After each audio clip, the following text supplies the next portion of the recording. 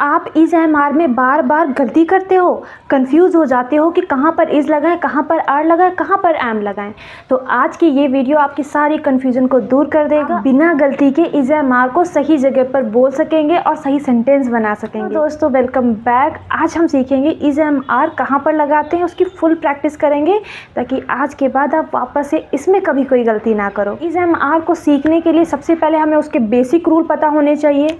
जैसे हम सबसे पहले बेसिक रूल देखेंगे। बेसिक रूल क्या कहता है कि एम कहाँ पे लगाते हैं, हमेशा आई के साथ लगाते हैं, ही के साथ में इज़ लगाते हैं, शी के साथ भी इज़ लगाते हैं और दे के साथ में, यू के साथ में, वी के साथ में, इट के साथ में। याद रखिए इज़ लगाएंगे, सी के साथ में इज़, ही के साथ में इज़, दे के साथ हमेशा आर लगाएंगे, यू के साथ में आर लगाएंगे, वी के साथ भी आर लगाएंगे, इट के साथ भी इज़ लगाएंगे। याद रखिए इज़ का मतलब होता है मतलब एक, सिंपल एक, और जबकि आर का मतलब होता है हैं या फिर हो, ठीक है, और एम का मतलब होता है हूँ।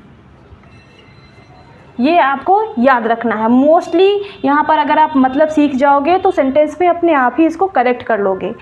फिर यहाँ पर देख लेंगे आई के साथ एम, ही के साथ इज़, सी के साथ इज़, दे के साथ आर, यू के साथ आर, वी के साथ आर, इट के साथ भी इज़। मेरे साथ रिपीट करिए, I am, he is, she is, you are, they are, we are. ये आपको नहीं भूलना है किसी भी हालत में। इसी से ही सेंटेंस आपका करेक्ट होना शुरू होगा।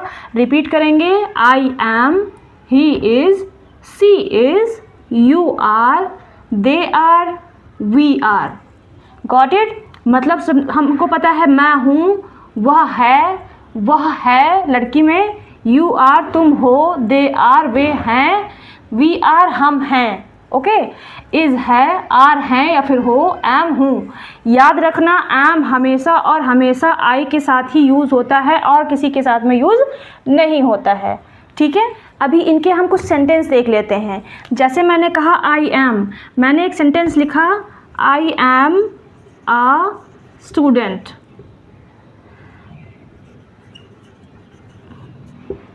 ओके, नेक्स्ट लिखा यू आर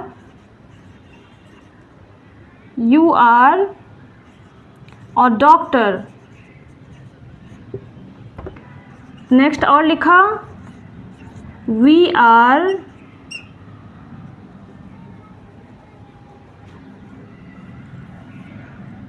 आर स्मार्ट। फिर हमने कहा, फोर्थ लिख लिया, दे आर फार्मर्स, या फिर नेक्स्ट लिख लिया, she is a girl. Okay, simple sentence है। हमने देखा आई के साथ हमेशा एम, ही के साथ इज़, सी के साथ इज़, दे के साथ आर, यू के साथ आर, वी के साथ आर भी, इट के साथ इज़।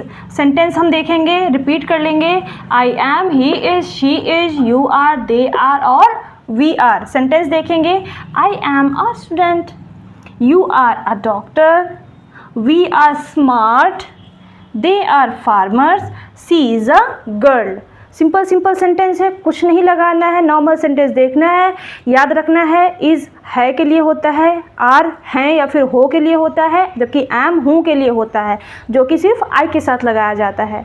ठीक है, आगे और इसके कुछ और भी रूल्स हैं। जो सेंटेंस सिर्फ ऐसा तो नहीं होता है कि तुम एक स्टूडेंट हो, तुम एक डॉक्टर हो, वह एक नर्स है, ऐसे ही सेंटेंस मिलेंगे। और भी सेंटेंसेस मिल सकते हैं, जैसे इसका निगेटिव भी मिल सकता है, इसको अगर पूछना हो क्वेश्चन के तरीके से तो वो भी मिल सकता है। चलिए आइए वो भी देख लेते हैं। ये सेंटेंस कैसा भी हो, हर सेंटेंस के कई सारे पार्ट होते हैं। जैसे एक सिंपल सेंटेंस भी हो सकता है, उसका निगेटिव भी हो सकता है, उसी को पूछने यानी क्वेश्चन के तरीके से भी पूछा जा सकता है। ठीक है, तो बेसिकली आप जब हम टेंस पढ़ेंगे या सेंटेंस पढ़ेंगे तब मैं सब कुछ आपको एक पास से क्लियर बताऊंगी। लेकिन अभी हम यहाँ पे बेसिक इंग्लिश सीख रहे हैं। बेसिक इंग्लिश में हमें अगर इज एम आर का यूज़ सही से सीखना है और जानना है कि कहाँ पर क्या लगाते हैं, तो इसके हमें तीनों फॉर्म यूज़ करने पड़ेंगे। तीनों फॉर्म कौन कौन से? एक तो आपका सिंपल सेंटेंस हो गया, एक तो आपको निगेटिव हो गया। निगेटिव मतलब जैसे किसी चीज़ में नहीं भी पूछा जा रहा हो कि तुम ये क्यों नहीं हो, तुमने ये क्यों किया, ऐसे वाला नहीं वाला। और एक होता है जब आप क्वेश्चन पूछ रहे होते हो किसी से कि क्या ये ऐसा है, क्या वो वैसा है, ऐसे तरीके से। तो हमने सिंपल सेंटेंस देख लिए, I am a student, you are a nurse, they are players, ऐसे करके। अभी इसका निगेटिव कैसे बनाएंगे? निगेटिव के लिए याद रखिए, जैसे मैंने कहा आई एम हैप्पी, या फिर मैंने कहा ही इज़ हेयर, या फिर मैंने कह दिया यू आर सैड। ये सिंपल सेंटेंस मैंने बना दिया। इसका निगेटिव कैसे होगा? इसका निगेटिव इज़ एम आर का मैंने एक एक सेंटेंस लिया है, इसका निगेटिव कैसे बनाएंगे? निगेटिव में डायरेक्टली याद रखें, निगेटिव का मतलब ही होता है नॉट। नॉट का होता है नॉट, यहाँ पर नहीं लिखेंगे, याद रखिए निगेटिव का मतलब होता है कहीं ना कहीं सेंटेंस में नॉट मिलेगा आपको। तो आई एम हैप्पी की जगह पे आप निगेटिव इसका बनाना होगा, तो आप कैसे बोलेंगे? I am not happy. ये इसका निगेटिव पार्ट बन गया।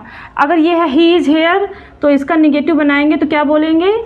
He is not here.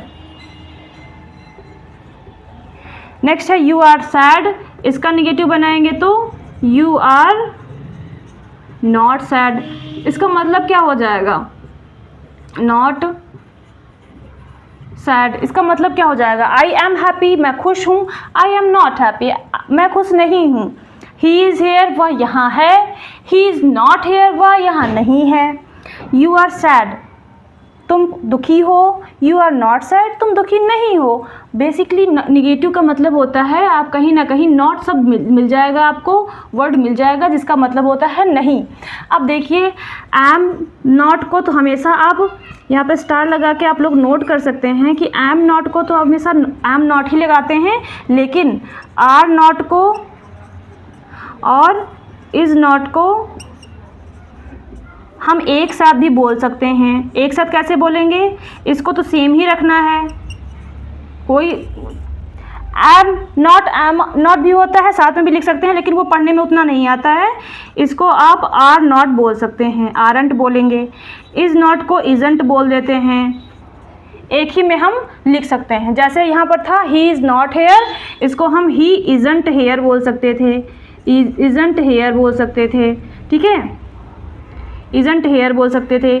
You are not sad, इसको आरंट सैड बोल सकते थे, एक ही में। क्योंकि हम कन्वर्सेशन यहाँ पर सीख रहे हैं, इंग्लिश सीख रहे हैं, तो हमें जितना ज़्यादा हो सके शॉर्ट भी आना चाहिए कि यहाँ पर अगर हम इसको बोलें तो कैसे बोल सकते हैं।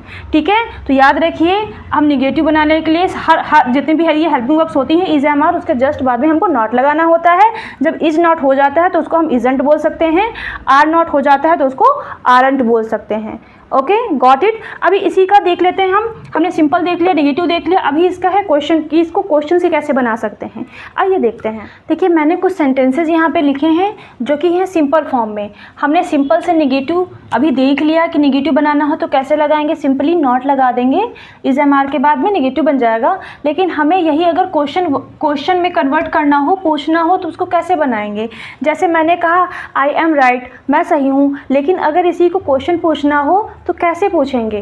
देखिए सिंपली आपको जो हेल्पिंग वर्ब होती है उसको सबसे पहले बोलना है एम आई, और उसके बाद जो भी बचता है वो बाद में लिख देना है, एम आई राइट, और लास्ट में क्वेश्चन मार्क लगाने के लिए। यू आर रेडी, तो यहाँ पर भी आप जो इज एम आर है, सबसे पहले स्टार्टिंग में आप लिख देंगे जिनको आप हेल्पिंग वर्ब बोलते हैं। आर यू रेडी हो जाएगा, आर यू रेडी। नेक्स्ट है ही इज़ योर फ्रेंड, यहाँ पे इज हेल्पिंग वर्ब है तो इज